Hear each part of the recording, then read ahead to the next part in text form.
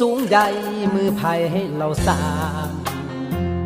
ทั่วทุกเส้นทางไผ่สร้างไผ่เห็นถนนนั่งนอนสบายหูบ่ไผ่นอทุกทนกรำแดดกรำฝนแบกคนนั้นแม่นผู้ใดข้าวนี้คำนี้ไผ่ที่ปลูกข้าวหูบางหรือเปล่าว่าข้าวนั้นมาจากไหนเสื้อผ้าสดสวยแฟชั่นที่ทันสมัยสวยที่คนใส่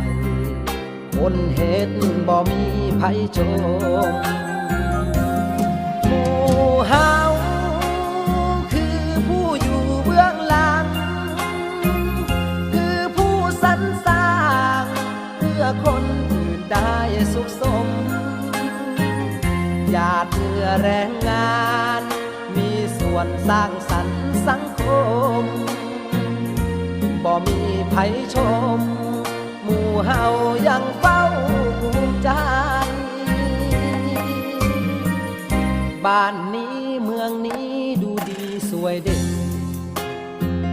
ไผบางสิเห็น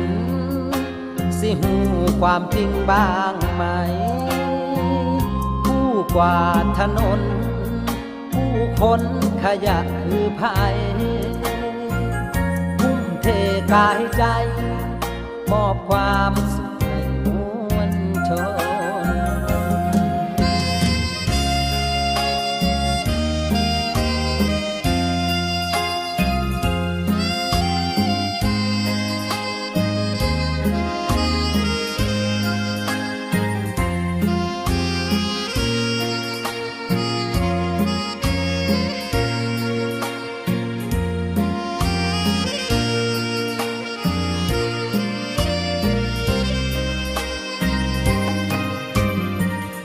บ้านนี้เมืองนี้ดูดีสวยเด่นให้บางสิเห็น